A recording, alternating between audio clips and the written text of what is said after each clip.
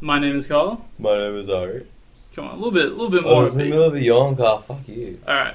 I'll restart. My name is Carl, My name is Ari. and this is Great Expectations. Cue the music.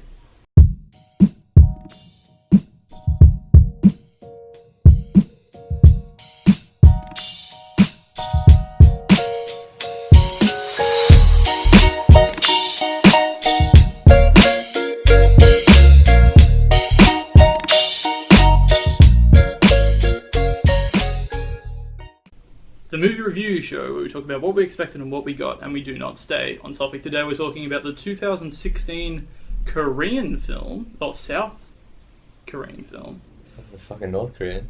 Sorry? It's not going to be North Korean. You never know. You never fucking know. way. They can barely afford to eat. They can't afford to make a movie. No, they put all their money into the movie business. That's why nobody can afford to eat.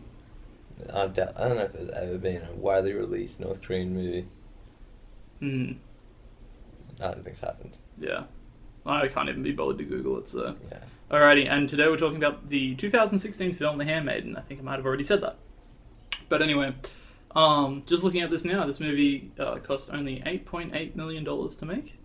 It's cheaper than I thought it would be. And It was it's only in like one location, really. Or two. I mean, there are a few. There's a bit at the start, in the little house. Then there was that big house. Yeah. Then there was the mental hospital, and that's it.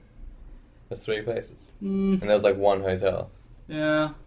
I think there's a few locations. No, that's like 4. Most of it was at that big house. Yeah. But what about all the in-between scenes where they're like, if they're like on a train, or they're in their apartment, or they're in the airport, or they're on a boat, They're in an or airport. they're on like a... Well, what were they? Or was that just a shipping thing at the end with their ticket? Yeah, that was... Yeah. They were catching a It's not boat, an not airport. I think I had- not an airplane. Yeah, they did proper planes back then. They did them in Indiana Jones. Isn't this Indiana Jones era? That was a Zeppelin. Sorry? That was We should do more Indiana Jones reviews. There's only been 4 movies and one of them was shit. Yeah, only one of them. That's a pretty good return. Well, some people say a third one was shit. How dare they? The Last Crusade is great. No, not Last Crusade. The other one. The third Temple one. of Doom. That's the second one. No, you're wrong. I'm 100% Last Crusade is the second one. Oh, because you want to say that it's a prequel? What? The Temple of Doom Temple is of a Doom prequel. is the third one. No, it's not. Yes, it is. You are 100% wrong. I'm fucking sure of it. Alrighty. Indiana Jones and the Raiders of the Lost Ark, 1981. Yeah. Indiana Jones and the Temple of Doom, 1984. Indiana Jones and the Last Crusade, 1989. Really? Yep. I thought you were trying to say that the Temple of Doom was a prequel. Because it is a prequel, but not many people actually know that. How dare you bust my balls over Indiana Jones? How dare you, sir? Whatever. Indiana Jones shit. What? Nah, it's meh. It's okay. I'm not the biggest fan of it. It's okay. I grew up in Indiana Jones and it's beautiful. Beautiful! I mean, That's why I have a wild imagination. I use whips and boulders. you never fucking use a whip in your life, Carl. How dare you? Just because you're whipped.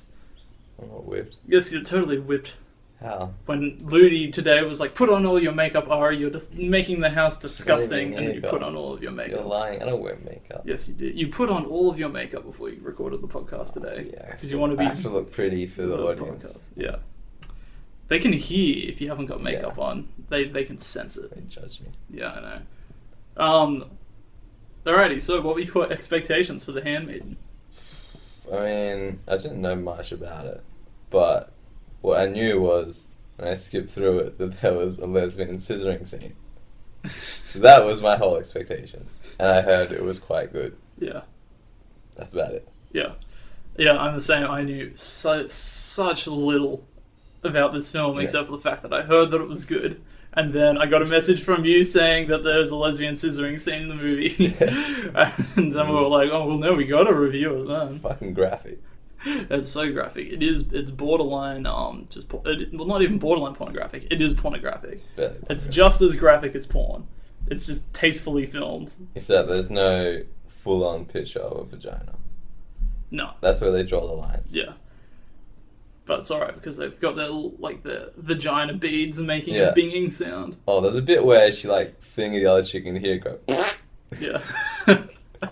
Actually, you know what? I'll preface this review by saying, if you're just listening to this and you haven't seen the movie, I reckon go and watch it before everything's spoiled about it. I reckon this movie's better going in blind. Yeah. There's a few twists. Yeah, there's a few twists. How many is that? 3 or 2? There's I'd say there's 2 big ones, but there's some little ones, some little turns.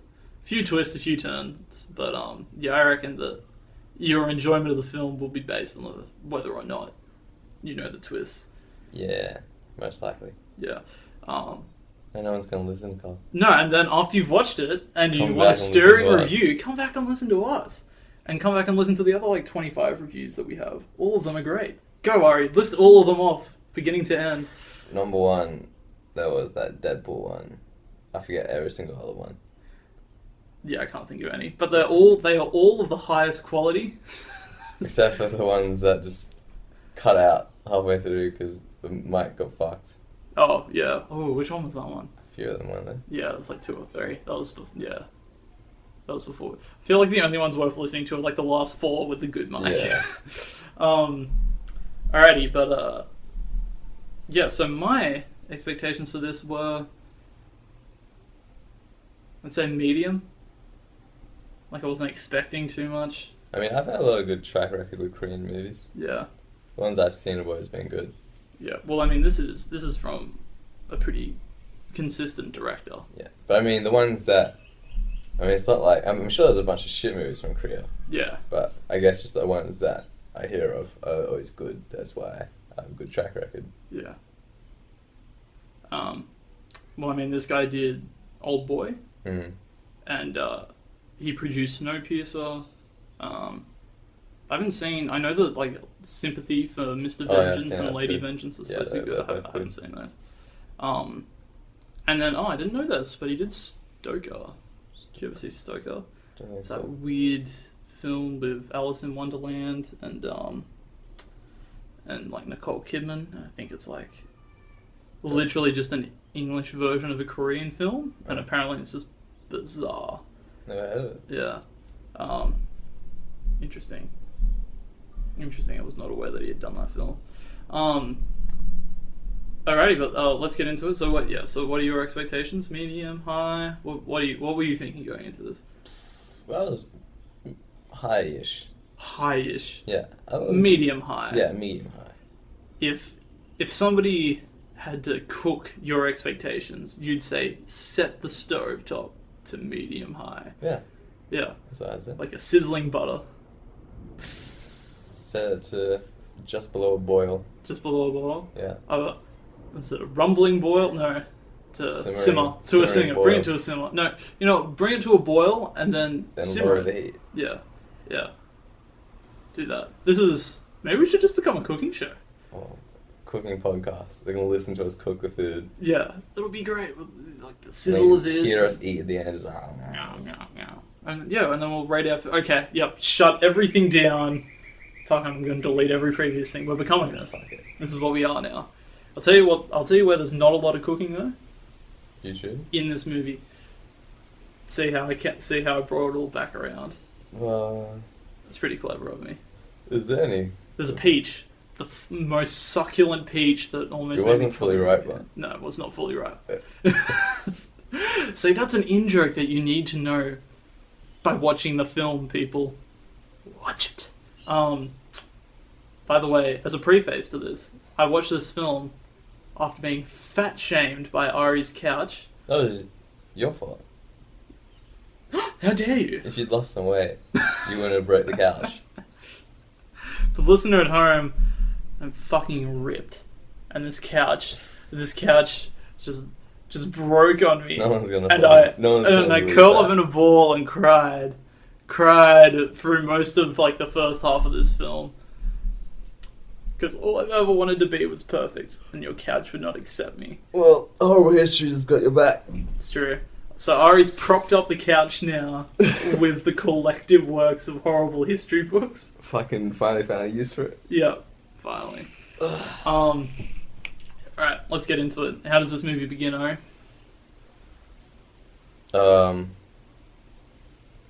They're in a car?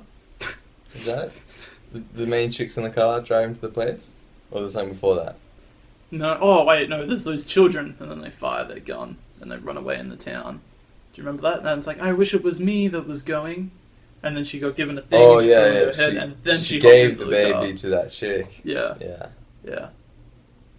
Interesting. Yeah, that's how I was like, why are there so many fucking babies? There's a ton of babies. It's There's a like weird... 4 chicks, each one of them had a baby. Baby. She gave another baby to this chick, so she had 2 babies. And I was like, she doesn't need another baby, everyone's got babies. Why are you giving her a baby? They go back and like explain that she Yeah. works for this weird orphanage of sorts. Well, it's more like a sex slave den, looks like. They're selling those babies Babies, to yeah. like Chinese people, I think. Yeah. It's yeah, not not the happiest of Yeah. things. And when they fucking gave that baby like that liquid and just fucking Oh, got, yeah. that was hectic. It was. And then a very odd voiceover of her talking about how she wishes that she could breastfeed all of them. That was the motif of the movie, wasn't Yeah, it? it was. Breastfeeding. Yeah, there's a whole kind of like, like a innocence is lost or something like that, where everything's very innocent about babies, and then slowly gets like.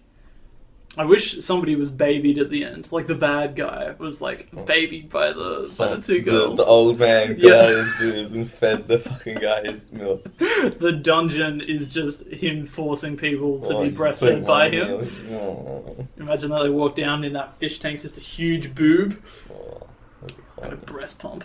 Or maybe he feeds people the octopus milk. Ooh, That'd be kinky. it'd be delicious actually. I hear octopus milk is up there with just normal puss milk. They don't have milk, I'm pretty sure. They're not Lies, mammals. lies. So, apparently it's up there with spider milk too. I'm talking shit up. So, I don't know, actually, I think it's only mammals that have milk. I don't know. I'm pretty sure I've seen videos of somebody milking a spider with like a You can milk snakes, but that's just milking their venom. yeah. Oh, actually, I'm pretty sure they must actually no. That the one that I saw they were milking their like webbing. Mm. Yeah. Alrighty, I take that back. It's not milk. Yeah, They still the call it milking. milking is the term Yeah. used. Yeah. Like, we're milking the money out of our listeners. It's just called harvesting. Yeah. That makes more sense. So we're harvesting our listeners. Yeah. Yeah. All of that money that we get. Yeah. Ooh. Ooh, you are raining down in money from the Fucking podcast. rolling in it. Yeah. I've gotten solid gold grills now on my teeth. Yeah, girls can't afford grills, you fucking liar. How dare you?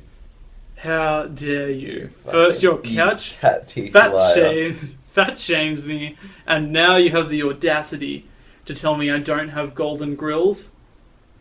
Why did you even want to wear fucking grills? I don't know. Why do people I get don't know. grills? Do you only get grills if your teeth are just like completely fucked? I don't think it's anything to do with fixing your teeth. I think it's just like a status thing. Ah, You're like I'm so rich, I'm gonna put expensive metal on my teeth yeah. and gems and stuff.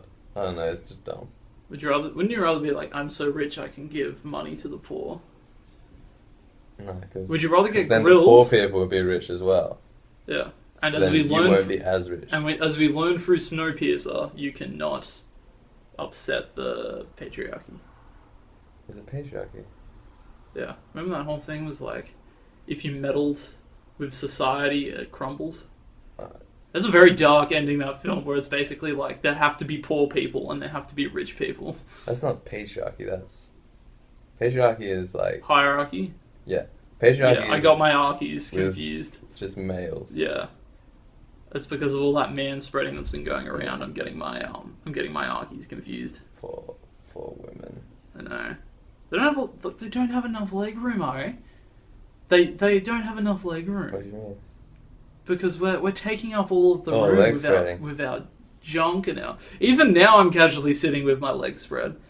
Why don't they just spread their legs back? Yeah, I know, right? Fight us, women. Fight us with your Yeah, knees. I mean, if 2 men sit next to each other, they just both spread their legs and... Yeah, pretty much, and that's fine.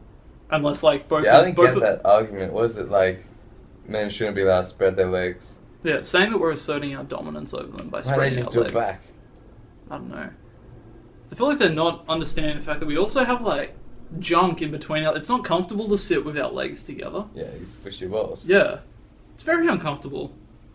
You know what? No one's stopping them from doing it. Yeah, look, men You know, we've got to go through the pain of accidentally squishing our balls. Women have to go through childbirth. It evens out. Not really. It evens out in the end. Nah, not really. Alrighty, I feel like we should get it back to the first minute of The Handmaiden. Yeah. Considering we went down a whole sexist path. So there was the thing with the babies in the rain, and she gets in the car, and she's in the car for a while. And she gets to the place, goes in the house, there's the old lady, she goes, "This is your room, it's a fucking cupboard." Pretty much. And she is in a cupboard that lives outside of the woman that she's going to be the handmaiden to. Yeah. Do you want to just...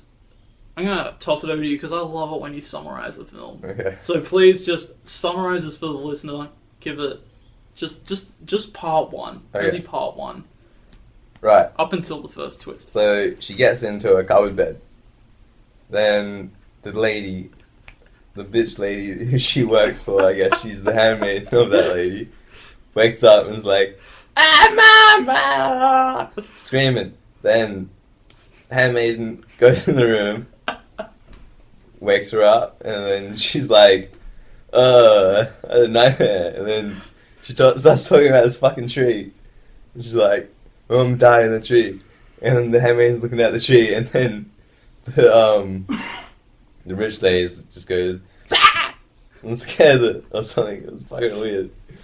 And then That's another baby motif, isn't it? Like to do with umbilical cords and hanging yourself and things like that. maybe. Everything's just intercut with babies. I'm sorry. I'm sorry. Maybe. I'm sorry for interrupting your summary. Continue. Anyway, next scene. I have no idea. That's the whole first part. Alrighty, let's talk about the fact. Okay, why is she here? Why is she here to look after this chick? Well, you don't find this. Oh, actually, no, that is the next scene, isn't it? She explains why she is. Yeah, pretty much. So it's to do with learning and reading, and things like that. What is? This first section, which is like the purpose of not the handmaiden, but the chick. Like she's learning to read Korean, or she's been reading Korean. Or something. Yeah, she learns to read. Yeah. But no, the flashback, when she's like explaining how... everything's going along. No, I'm very unsure of how to even tackle this review. Yeah, it goes back and forth. Yeah, alrighty. Okay, let's just talk about the first plan. The first plan, which is by that guy. So, Count, what's his fuck, is like, yeah, I'm gonna marry this chick and get her money. That's his plan, but he wants to get this young chick to fucking... to get the rich bitch to marry him by persuading. By being the handmaiden. Yeah, basically. So by being the handmaiden, she's going to be, like, in the girl's ear continuously being like, how fucking awesome's the Count? Yeah, and your toenails have grown longer since he got here. Everything is better. Direct quote from the movie. Yeah, that is a direct quote from the movie. Do you reckon, like... the subtitlist is just like, you know what, fuck it. I'm just going to change some lines around to make it even more weird with things like, the peach isn't ripe. Who would ever know? Yeah. We wouldn't. We'd be none the wiser. I doubt it. Yeah. I doubt they can do that. They could, but I doubt they'd bother. Yeah. What are you thinking of this setup? What do you mean? At this point in the movie? Yeah, so at this point in the movie, I was like, is this a weird... I said that this is basically the setup to a romantic comedy. Yeah. It's a very odd, like, it's kind of a heist, it's not a heist, but it's about stealing money to do with books. Yeah. Like, it starts off light-ish. Yeah, it starts off, kind of light. Yeah. Even though it's still kind of heavy with, like, women getting slapped and like, babies being sold into slavery and feeding them drugs so they don't cry. Yeah. And even then, I was still like, oh, this is pretty chilled. Yeah. This is a chilled watch. But yeah, as we get deeper and deeper into this, the handmaiden begins to fall in love with... the mistress. The mistress. I feel like I should look up their names, so I'm not going to be able to pronounce them anyway. I feel like one of them's Suki. Lady something. Yeah. Oh yeah, Suki was the young chick. Yeah, Suki. Yeah. But she takes the name Tamako. Yeah. What were we just talking about? Just the lightness of the first bit. Yeah. Anyway, so So then there's a bit where Suki is like sort of helping what's his name, to fall in love with the chick to fall in love with the Count, but she's also trying not to because he's a dick and she knows he's a dick. Yeah. So she's kind of conflicted, and she starts falling in love with the mistress, and then so the plan all along was to fucking trick the mistress into making people think she's crazy and putting her in a mental institute, so he just gets all the money. Yeah. And then they get to the mental institute, and then... Yeah, okay, yeah. So this is the thing. Okay, we'll rewind a little bit. Okay. So his plan is he's going to marry this very wealthy lady, and then declare her as being mad, put her in a mental institution, and then he's going to get all of her money, pretty much. And the handmaiden's helping her. Yeah. What do we think of just like... We've already skimmed over the first lesbian sex scene, pretty much, which is this weird one where she's explaining to her how to kiss and how to have sex. There's the bath one as well. Oh yeah, there's also the weird tooth rubbing scene. Yeah, didn't understand that. Yeah, so there is a scene in which the maiden is lying in a bath. No, she's not the handmaiden. I'm just calling her a maiden. No, cool. And then the other one's a handmaiden. A mistress? That doesn't make any sense. Yeah, the mistress. Yeah, okay. Yeah, so she's laying in a bath and she's like, my tooth hurts. Yeah. And I think she's sucking on a lollipop. Yeah. And it's like, it's because of your sweets that you get in cavities. She said it was sharp and it was cutting her mouth. Yeah. And then the handmaiden starts rubbing it and it's getting kinky and she starts looking at her tits. Yeah. Her tits are getting very erect. And then it goes on for a while. And then, by then you can tell, some kinky shit's gonna happen between these two. Yeah, pretty much. If I had not been spoiled that there was gonna be a future scissoring scene between the two of them, I'd be like, oh, okay, like, for sure they're gonna fuck. Is this a romance for the ages? It's fucking pretty good romance. It's a pretty good romance, hey. I'd say it's just as good as like the Titanic romance. Yeah, better than Titanic because I don't like Titanic's shit movie. But it looks so good. Does it? Yeah. No shit, but... How dare you? I don't give a shit about a fucking boat. But it's not just a boat, it's the boat! I don't give a fuck about the boat. The boat to rule all boats. It's a big ass boat, it's like I don't give a shit about all the rich people. But what about Leonardo? Fuck Leonardo. I'm not a fan of Leonardo. What about Kate Winslet? That. Speaking of Kate Winslet, I watched Collateral Beauty today. I don't know that one. I've talked about 3 or 4 other times on the podcast. It's one of those names that just sound like a lot of other movies. Yeah, it's actually a crossover between the movie American Beauty and then the Tom Cruise movie Collateral. Yeah, like they all sound pretty similar, and like American Beauty, and then fucking American Recall, Total Recall. All these movies. Where are you getting this? Where are you getting Total Recall from? I don't know. They all sound the same. Collateral Beauty and Total Recall. And then there's the one with all the ones with Arnold Schwarzenegger. It's got fucking ones like that. Why are these being confused? Like, Collateral Beauty is like a weird romantic drama. Arnold Schwarzenegger in it? No, I'm not interested in. It's like Will Smith, Edward Norton, Michael Pena. Oh. Anyway, it wasn't very good, so we don't have to talk about it ever again. Okay. I'm just clearing that up for people. Collateral Beauty, not that great.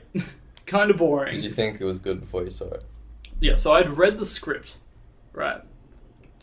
And I thought the script was a little cheesy, but it was clever enough to be like, this has potential.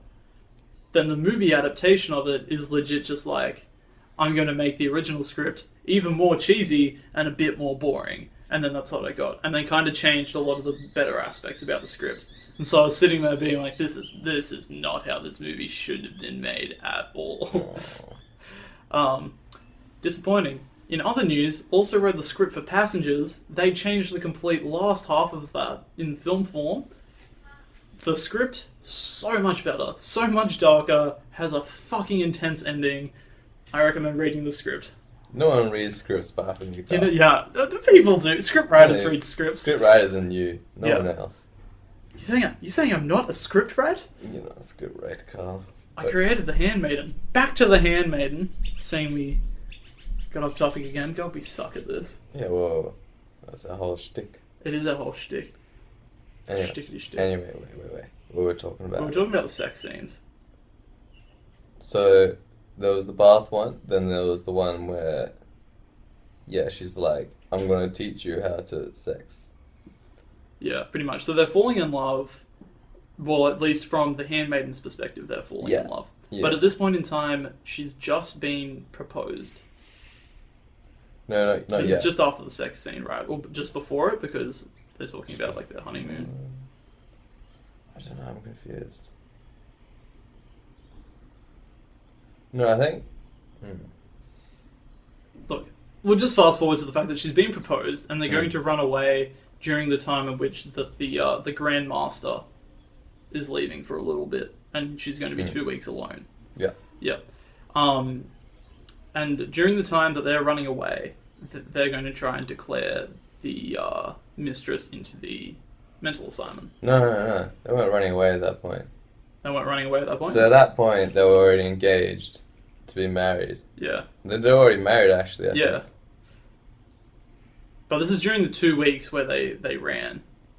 By running away, I'm not even sure if they ran away or simply ran. Because they ran with their suitcases over the, like... That was the very end. No. This is at this point. I recall they ran. That was when they're going... During the night. That's when they went to Japan. Yeah. Why did they run?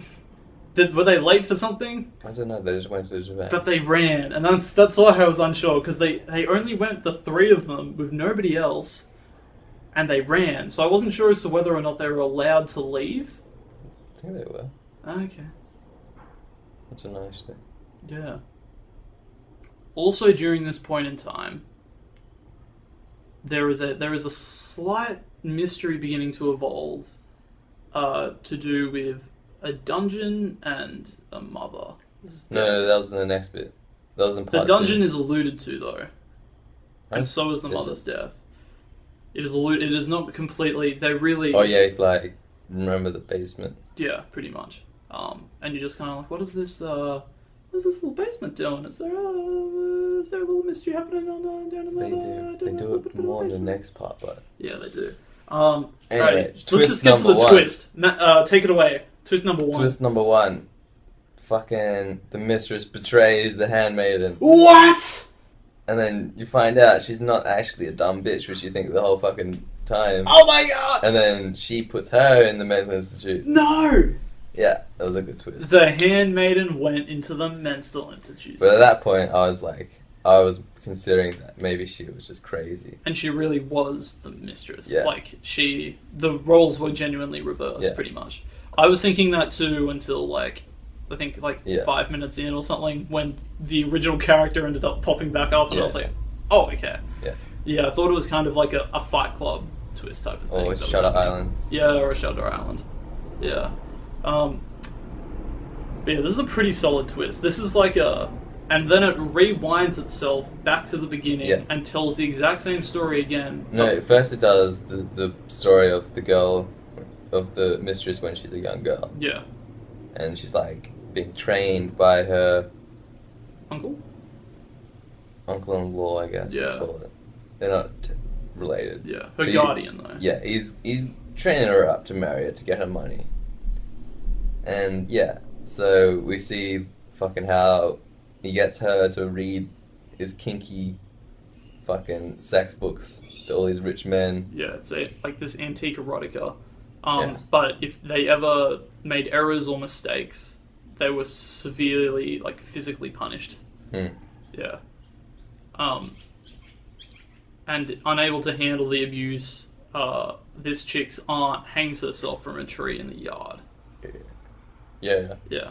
Which is everything's, I'll say, I thought that this first 45 minutes, or even I think it was closer to an hour, was good. It was fine. But I was like, can I handle another hour and 30 minutes? Yeah, I thought it was going to be really romancy. Yeah. It takes this turn, and it turns into something completely different. Yeah.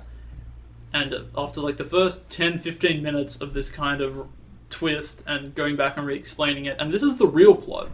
This whole thing about the books. This is what the movie's kind of actually about.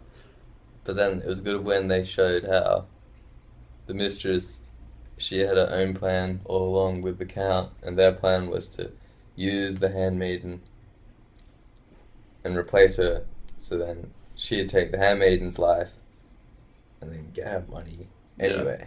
So there are a ton of good, smart little tidbits, like the fact that to do with reading and writing, that because the main character couldn't read, they tricked her into writing a different name down. Oh, actually, I don't think that actually happened. Oh, you don't think that actually happened? I thought that was going to happen, but I don't think it happened. Oh, okay. Yeah. Because remember, like, spoiler alert, they were actually working together. By the point where she went into the mental institute. Yeah. We didn't know that at that time, that's why I thought it was going to happen. Yeah. But later on, like, why would she trick her? Yeah, why would she do it? Yeah. And by then, she already learned how to write, I think. Yeah. But, yeah, at that point, she wrote down her own name and showed it to her, and I was like, oh, she's going to trick her into writing that. But it didn't happen. And it was the Count's idea to have the two of them fall in love, pretty much. He wanted the girl to fall in love with her. Yeah. Yeah. Yeah. And we saw, like, all these different perspectives about the fact that because she doesn't want to have anything to do with the Count. And so all of their interest in each other is completely faked. Yeah. Pretty much. Recounting the events, it sounds a little bit soap opera-y. It's really not. Yeah. It's quite good. Even the sex scene is done differently, because you're like... She's obviously just playing it. Yeah. The sex scene's even, like, it's the exact same scene from a different angle. Yeah. Both in perspective and in, like, the actual filmmaking. It's really clever. Yeah. But yeah, as they go along, maybe the mistress is actually falling for the handmaiden. They do hint at it. Yeah. But then the handmaiden sort of betrays the love. Because at one point she's like, I'll never betray you. And then she's like, you should marry the Count. Because the handmaiden's conflicted at this point. Yeah. And then... God, I can't keep track of these twists because it's all happening at the same time, but... Yeah. Different a lot of part 2 is done kind of like in quick montage with like music that's like... Same with part 3 as well, I think. Yeah. Yeah. Like, at what point does the mistress try to hang herself? Is that part 3? No, it's just before part 3. Part 3 is when, like, everything's kind of out on the table. Right. And it begins with the dinner between Fujiwara with Hidaku. I think that's the Count. Yeah. The Count's having dinner with, and they're talking about the wealth that he's going to inherit, because at that point she's in the... But yeah, so I really like the scene where she's hung herself, and the handmaiden's like caught her by the legs. Ari, because it looked like she just fucking tied the rope way too long and jumped off and is just standing on the ground, not strangling herself. That's what it looked like for like 30 seconds. Ari was just intensely judging her. Because she looked like a dumb fucking bitch. idiot. Yeah. Like, he just tied up the ropes wrong and just standing there like fucking like a dickhead. And then you realise the handmaid's actually holding it. Yeah. And then they both kind of come clean about what both of their intentions were. Yeah. And this is the point in which they're like, alright, let's work together. And this was the second twist. The triple cross. Yeah, pretty It was double cross, then it was triple cross. cross. At this point I was like, fuck me, so many twists. Yeah. We also found this is actually based on an English book. Yeah. Yeah. Called The Fingersmith. Yeah. Which is a kinky fucking name. It is very kinky. Yeah. I read most of the chapters last night and masturbated to them. It was that kinky. Did you actually read it? Of course not, no. I haven't got time for that. Yeah. Jokes, I did read it and came all over every single page. Is fingersmith like an actual profession? I think it might be. Like something to do with like pianos. I don't know. I mean, the front cover was like the gloves, because there is a whole kind of tidbit about the fact that she likes her gloves, the mistress in this film. But I think that was meant to be how, like, he was like, show her all your clothes and your earrings and shit, so she wants them all. Yeah. I think that was sort of like that, like all the gloves. I'm just saying, I think it was more just like almost like a nod. A fingering one. To the... yeah. Fingers with blood. Should we talk about the scissoring sex scene? Was that in this part? Yeah, it was. Yeah. It was was that part of the same original sex scene? It was, but it was continued. It was so we got shown the original sex scene again for about 5 minutes from a different angle, and then an additional 5 minutes on top of it of them. I think it was actually 5 minutes. Sucking like the vagina juices out of each other. There is a point of view shot from the vagina, and then she's going and she's like going like into the camera, and it's like, oh Jesus, this is intense. It's like graphic sex scenes. They're like probably like I mean, they must have actually been having sex. Fake that. Yeah. Should we talk about like some of the stories of the erotic books? Like right. So one of them was I don't know, how do you even explain it? There was this I think it was Japanese, like he looked into her jade vagina. It was fucking, smooth. It was very descriptive, sharp, and it twitched like it was alive with little beads of dew on it. I'm like, what the fuck? And then there was that was to do with the squid porn. She didn't actually read it; they just showed it. Yeah, but it's not a squid car; it's an octopus. An octopus porn. That's what's it called again? What's that term? It's like hike. I don't know. I swear there's a. There's definitely a Japanese word for it. Yeah, there is. It is. It's kinky bestiality, I guess. Yeah. Tentacle erotica. Don't type that in your computer, Carl. Oh god, It's fine. I've already been. Oh, okay. That's in your search history now. Yeah, it is. It's there indefinitely. Tentacle erotica. Yeah, I've already been picked up by the FBI. That's not illegal. But I wrote child after it. What? Tentacle erotica child? The child of the bond. Yes, but one of the information pockets inside the book is the fact that they have these beads, and when you beat them together, it rings. Oh yeah, and it can be heard like from everywhere. Yeah, that was the lesbian book one. Yeah, so that was the lesbian book one. And at that point, you just knew they were going to use those beads at some point. Yeah, because early in the movie, the uncle fucking put a bead in the girl's mouth and then fucking nailed her hand with it. Yeah, just fucking destroyed her. Just did it like 10 times. Intense. And it's after the main character finds out that the whole plot was to put her into a mental institution, she goes and wrecks all of these books. Was that at that point? It doesn't matter. Okay. No, that was later on. Was it? I thought it was just after at that this. point they decided to triple cross, and then later on is when he went away.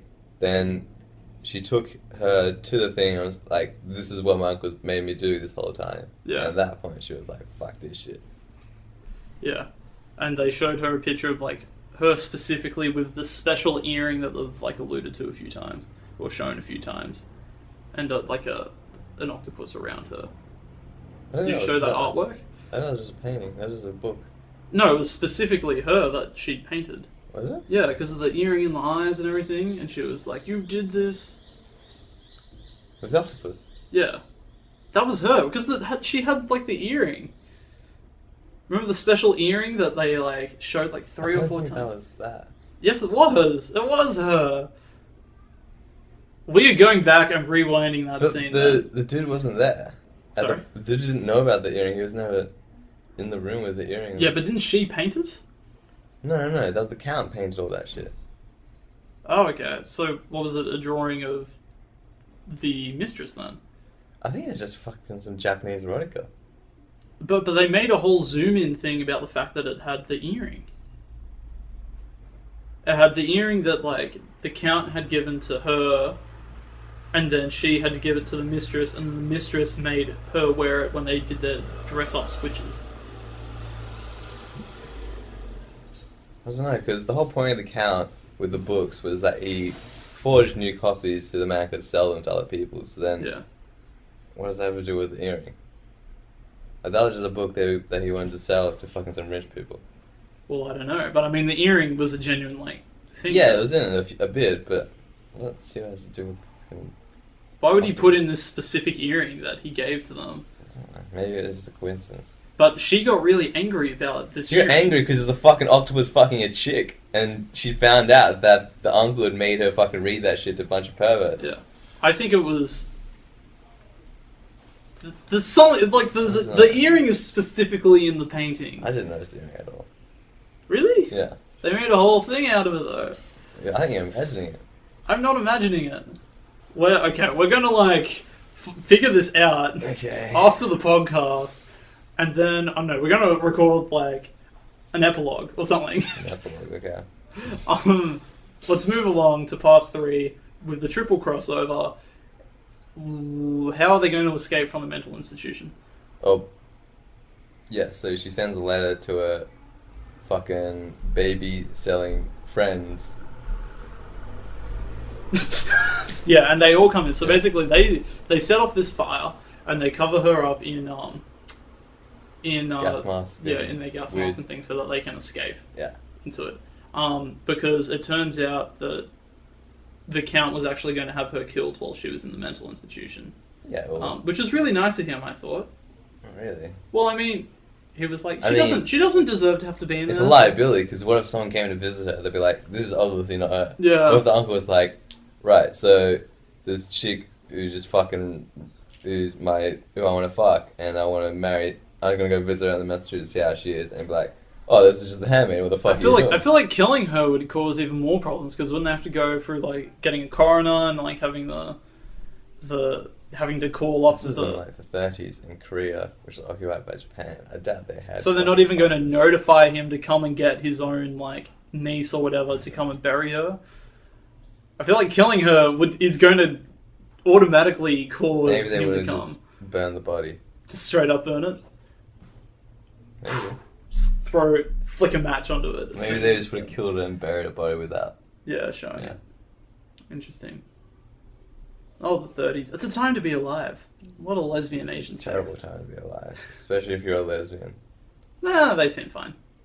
Because they never told me. If they had told a single person, yeah, it would have been fucked. There's also this scene where we've been told about these drops. These sleeping the opium. drops. No, it was opium. Yeah. Concentrated opium. But they come in a form of a drop. Yeah. Drop them. So she uses this on the Count, but he refuses to drink the glass that she's put it in, so she decides to kiss it into him. It's pretty sexual. It's pretty hot and tender. And then he's like, you know from your books that women experience the greatest pleasure when it's forced. And he's trying to fucking rape it. It's like, well, who's actually backing this up? Rape's good these for a fucking woman. kinky men-written books. Yeah. There was a lot of her reading porn. No, that wasn't a lot. I think that was 2 or 3 scenes. Yeah. But they were just graphics. They stick in your head a lot. Yeah.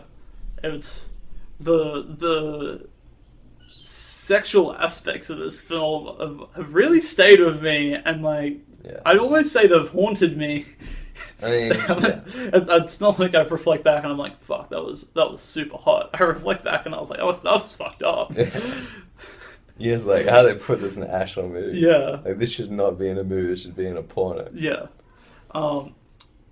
It's so weird because I thought it was so second rate, but everything about it's so clever and smart. Yeah.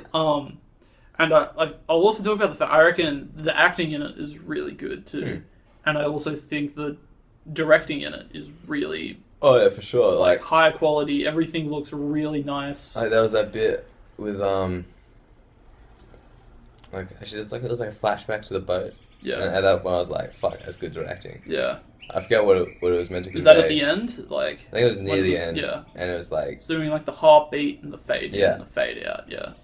Yeah, there's some good editing, some good... And the way that, like, memories would fade into each other, and, like, I think the little girl would, like, kind of, like, change into the older woman sometimes, and the background would move itself. A lot of this. We only watched it last night. No, it was the night before, wasn't it? No, it was the night before. Okay, yeah. I eat my words. I was wrong. Yeah, it's been a while. Yeah. Look at those clouds. Got a rain car, look at that. Oh, I could not be more excited for rain. It's so fucking cloudy. I hope the temperature just drops dramatically tonight. And it's so cold to have to wait. Yeah, it just snows everywhere. That'd be amazing. The day after tomorrow happens and we have to come be saved by Dennis Quaid. I wouldn't even mind, I'd just die. Freeze to death and die, I wouldn't even care. At least it wouldn't be hot. And we also finally find out what's in the basement. Oh yeah. So, yeah, it's a fucking octopus. There's an octopus, and there's dicks in jars, and there's vaginas in jars, and it's a very kinky basement. It's a very kinky basement. And then the kinky uncle has the cow in the chair. Oh, we skipped the bit with the cigarettes. That was good. Well, I mean, this is the same with the cigarettes, where he's asking for his cigarettes. No, but before, when he's like, we've been shown the box of cigarettes before, and I remember it was like, I was like, okay, so there's 2 blue ones in there. I was like, that looks a bit weird. Yeah. They've shown it to you before, and then when he's in the car with the 2 samurai getting driven there, he lights 3 at one time, and I was like, okay, yeah, fucking going all out. 3 of the non-blue ones. Yeah. So then he gets there, and he's got his only 2 blue ciggies, and the whole time he's like, give me some of my fucking ciggies. And there's a fucking octopus in the corner, and then the uncle is just chopping off his fingers like a motherfucker. He's pressuring him for sexual details about his niece. It's really fucked up. Oh, niece-in-law. Yeah. I mean, it's still fucked Oh, okay. up. So then it's okay. I mean, it's less fucked up.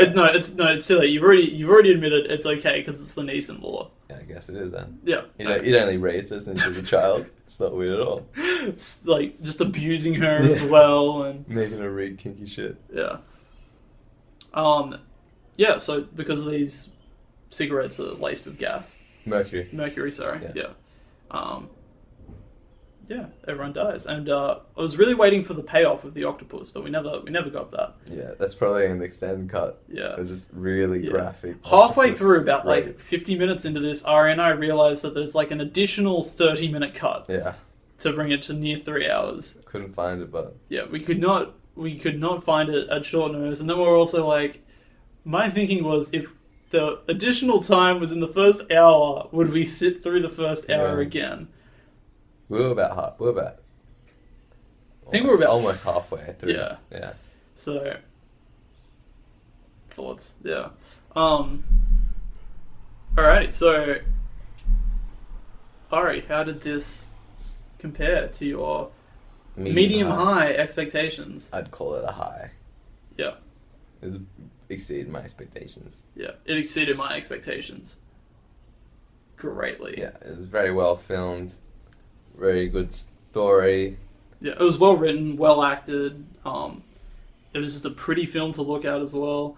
And I think the fact that it does this bait and switch halfway, I think it's these twists that really make the film. I wonder how, watching this a second time in a few years, if I'll appreciate it as much. I don't know how it'll be as good because you already know the twists. Yeah. But I still like Gone Girl. And Gone Girl's like, what's special about Gone Girl's the twist. Did you like The Sixth Sense after you found out the twist? I've watched The Sixth Sense many times. I love the twist in that. I reckon one of the things about The Sixth Sense though is because the twist comes right at the end, it's not, the whole film isn't reliant on that. It's almost like a really good way to exit the film, pretty much.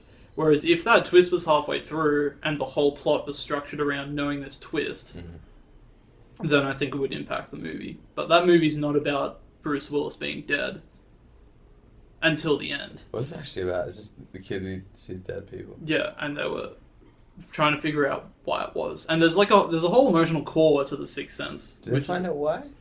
He sees dead people. Yeah, he sees dead people.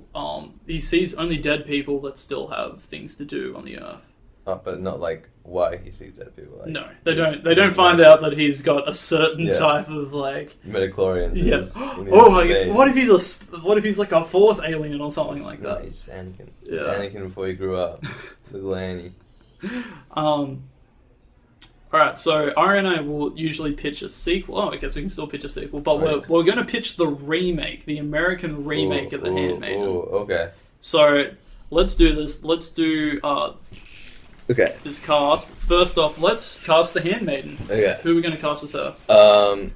Sooka from True Blood. She's got weird teeth and then she's a bitch. I don't like her, but she's got the name already. Well, it's not an actual name. That's a name in True Blood. Her name's Sooka. I don't watch True Blood, so it's shit.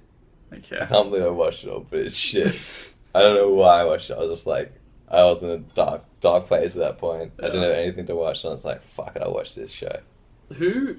What age are they supposed to be in this movie? Because we know that the actors are well towards or over 30 when we look this up. The mistress is 34, and then the the Handmaiden's just a little bit under I 30. suppose the mistress couldn't be that old because the uncle wants to marry her. Yeah. So she's probably like just within marrying age. Do you reckon they're supposed to be over or under 20? Just over. Yeah. I reckon... Alright, who can pull off a just over 20? Let's just go full... Who was some just over 20 that's actresses? two. Elaine from Seinfeld. I forget her real name. Like Julie something Dreyfus.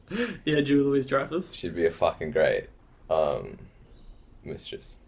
Like, every now and then she's like, you can't spare one square. She just says that randomly. Alrighty, so does that mean that the Count shall be played by Kramer? Or Larry David. No, I reckon the uncle should be Larry David. The creepy uncle. Oh, yeah. Maybe Jerry is the Count. Jerry's the Count. Do you reckon... At one point, he puts the handmaiden's hand on his dick and he's like, look how hard she got me. She's not fully ripe. I reckon... She's not ripe. I reckon that George Costanza, whoever that actor is... He is the handmaiden. I reckon he's the mistress, except he plays a woman. So, like, they don't acknowledge the fact that it is played by a man, or that it's a transvestite or anything. He literally commits to the part of playing a woman. A short, bald man playing a woman. They put, like, a wig on him. He's still got his unique glasses, though, his weird chubby face, and he's so short. And just as graphic sex scenes where they've digitally removed his penis. So that their bells may ring. That would not be pleasant. Yeah. Interesting that we've gone the route of everybody's from Seinfeld. Yeah. And Newman is... who was the octopus. They come down and Newman's trapped in, like, the fish tank. And it's called, the Fingersmith, the Revenging. The Fingering. No, the Revenging, because it's all about revenge. It's got to be with an R. The subtitle has to have an R in it. Oh, that's right. Resurgence. Oh, yeah. Fingersmith Resurgence. Yeah. Well, the Refingering. The Refingering. Oh, that's good. Fingersmith, the Refingering. I like that. Alright, so if that's going to be an American remake, what's our sequel? Well, if they do an American version, would it be a remake or would it just be a different version of the book? Yeah, so I was thinking, I thought that too. I was wondering, would they do a more accurate version? Would it be all white people in Korea with a Korean story, or would it be all Korean people in a Victorian London setting like in the book? I can't wait for them to do it. If they decide to do just a full-on remake of just the film alone, and just for all of the whitewashing backlash to come back to it, it's like, why is Zac Efron playing a handmaiden? Or why is Newman the fucking octopus? Think about fucking... I reckon that's a best supporting actor turn right there for Newman. I reckon he could own it as the octopus. What's the dude's real name? Oh, no clue. I just know him as that. He was also in Jurassic Park. That's it. That's all I know him from. Yeah, he hit the big time. I mean, he's the most memorable character from Jurassic Park. What about Jeff Goldblum? What about the Blooms? Nah, because none of them got acid square in the face. Yeah, I guess. What about Samuel Jackson? I mean, you don't even see him die. Yeah, his arm somehow gets attached to that chick's shoulder. But you don't see him die, do you? Do you reckon... It's always bothered me as a child how the arm fell perfectly onto her. Yeah. So was he reaching out to her, reached her, and then as he did so, a dinosaur ate everything else about him? You don't hear him scream at all. Yeah, because he's Samuel motherfucking Jackson. He doesn't scream. I think what happened was he was holding on to a fence and the raptor bit his arm and his arm was hanging there and then it fell a few hours later. Doesn't make any sense. That's the only possible thing. What about if we did The Handmaiden was completely filmed in Jurassic Park? So the dinosaurs and all the carnage is happening around this weird lesbian love story. So, the scissoring in this cafeteria, and there's jelly jiggling on the spoon. Alright. And the bells are ringing. Yeah, the bells are ringing. And then in comes Tyrannosaurus, Rawr. That's a pretty good Tyrannosaurus. For the listener at home, Ari's got his hands raised as a roar, like a roar. It's pretty good. I like your commitment to the sequel. And then I reckon at the end, the two of them escape on the helicopter, and as they're flying up, they have one last sex scene like they did in this film, and then it flashes back with heartbeats of everybody getting killed by the dinosaurs and their sex scenes. Then it's like, boom! Newman gets like, as the octopus. No, Newman will have to play. The giant monster from Jurassic World comes out and eats him. No, he fights that. He's a giant octopus, and he fights that giant water dinosaur. Yeah. Even though there's no such thing as a water dinosaur, they're not actually dinosaurs. Yeah. It's just a whale. Fact number 1 of this episode: dinosaurs are only the land ones with a certain bone structure. So anything that flies is not a dinosaur. Anything that swims is not a dinosaur. They're just giant reptiles that live with dinosaurs. Interesting. Fact number 1 of the whole podcast, not even this episode. We don't usually... No, Have you rattled off some facts before? Probably while we're drunk. Yeah. I don't know a lot of the time. Yeah, I've never gone back and listened to them, so I can only assume that maybe it's just us talking about facts for like an hour and a half. We don't even get to talking about The Rock or something. I'm sure at some point within our 20-something episodes, we've said a fact or two. Yeah. I was thinking, if we were genuinely casting this American remake, I reckon John Hamm would be a good count. Oh. Yeah. But he's a bit old. Yeah, I know. I was thinking that. I was like, he is skewing a little bit older for it. Yeah. The count's meant to be fairly young. Yeah. Who else could you do that's young? Maybe like Ryan Gosling? Nah, he's not. He's not. I feel like he's got like 2 emotions. Ryan Gosling? Yeah. Nah. I feel like he's either. He's just there. He's just eye candy for people. I feel like that's the only reason he gets any roles. It's eye candy for you. Yeah. All you do is undress him with your eyes. Sure. Maybe that's why I don't enjoy him that much, because I'm just undressing him. Yeah. Distracting. That just proves he's not a good enough actor to take away from the distractions. He's not that good. Alrighty. I think we should wrap this up then. Yeah. Okay, guys, if you want to contact us, you can get us at, what's our show called again? Great Expectations, the podcast, gmail.com. You can contact us there. All the information that you need is in the description below. You can recommend a movie to us. That's about it for today. I don't know what our next review shall be. Yeah. Is there any movies coming out? I'd like to do Split. Which one's that? Oh, the M. Night Shyamalan one. Which you're not keen for, but I'm very excited The trailer we about. saw in the movie looked better, but the one I've seen is the one that you see before a video on YouTube, like the TV spot sort of thing, like 50 seconds. And it just made it look like shit. It was all like, multiple personality disorder might be the next step in evolution. Like, fucking what? That's fucking retarded. A mental fucking disorder is the next step in evolution. And the whole thing about the next step in evolution, and they do it in movies way too much, and it's fucking wrong. It's just wrong. The next step in evolution is not fucking a thing. Like, evolution is not something that you're just trying to achieve. There's no ultimate goal towards evolution. That's fucking the whole point of it. Darwin hated the fucking term evolution, by the way. He liked the fucking term, what was it? It was like, it's like transmutation across generations. That's what he wanted to call it. But then they use evolution, and he goes, I fucking hate that, because it implies there's a goal to it. There's no fucking goal to it. There's no fucking superior being. It doesn't work that way. Either you survive or you fucking don't. And in movies like this, they do shit like that, and it looks stupid. He was fucking crawling the wall like a demon. Isn't he just got a mental disorder? What's happening? Well, I mean, all of M. Night Shyamalan movies are supernatural. Yeah, I guess. So. I don't know. I mean, we'll see. I mean, for all we know, that might be like a weird dream sequence or something like that. We don't know where this movie's going to go. I hear it has good twists and things like that. I hope it's good. If I watch it and they try and make it so he gets magical powers from his multiple personality disorder, I will not enjoy it. what if they sell you on it?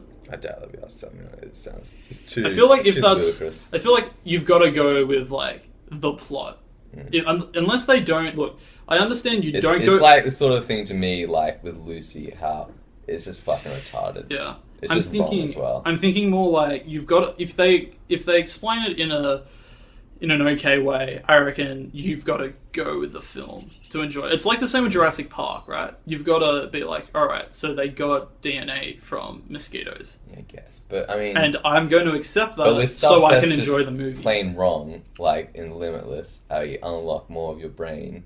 But that's the plot. You went into a movie, yeah, right? And I did enjoy it because it was fucking. But you knew what the plot was about, so why'd you go into it? This is like the thing. Like you've got to accept the beginning of the plot of the film so that you can watch the film. Nah, I refuse. You refuse. So if it's an alien invasion movie because aliens, that's more fucking plausible. Because at least it's not fucking just straight up wrong. It's not just a movie based around a fact that's wrong. But I mean, the movie's like, it's a fictional film, right? It's not trying to tell you that it's real. It's sort of, but it fucking perpetuates the stupid fucking idea of, you only use 10% of your brain. Yeah. And that you can unlock more of your brain. And so stupid people start believing shit like that. The plot of the film is that he just can use 100% of his brain 100% of the time. But because humans only use 10% of our brains at parts, right? It's like we use... Not really, because it's just different things do different stuff. Yeah. So like... It's the plot is that he can use all of it at once. But that wouldn't make you super smart. Because like there's parts of your brain that fucking just control, but the movie's, standing up. Like... But the movie's telling you it's like a steroid for your brain. Yeah? No, the movie... And it can make you smart. This is a dumb movie. Yeah, but I mean like... We're going into Split, right? Yeah. And are you going to accept the fact that he's got 24 personalities? Yeah, that's fucking a possible thing, because that's multiple personality disorder can have multiple personalities. But they're trying to make it so. But I don't know if they are trying to do this, but if they do, it's fucking idiotic. But it is a supernatural film. I'm assuming it's a supernatural film, because all of M. Night Shyamalan movies are supernatural. If the twist is he's possessed by a demon, I'm fucking fine with it. But if the twist is he becomes super strong because he has multiple personality disorder, or he can climb walls because of that, and that's the next stage of evolution, I'll be fucking upset, because that's retarded. Maybe it's like to do with a mind over matter thing. So it's like if one of his... sort of thing I hate, because that's fucking stupid. If it's like, because say he's one of his personalities is he's like a buff guy or something, and it's mind over matter type of thing. So he's like, he still can't lift super heavy things, but he's stronger in that personality than he is in other personalities. You can't climb walls like a demon. Yeah, I mean, we don't know. We don't know why that's happening. Okay. But I mean, we know that the hook of the film we're going into, right? When you explained to me that it was just this guy with a bunch of multiple personality disorders and he kidnaps people, I was like, okay, that sounds cool. Yeah, but I wasn't aware of this wall climbing thing, and now the posters that they've been putting up are the fact that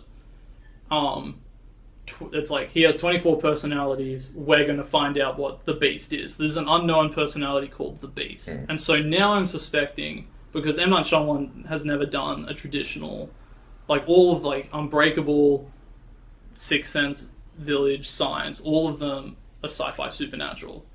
And so now I'm like, oh, okay, so maybe we are going down this path. I still hear the movie's great.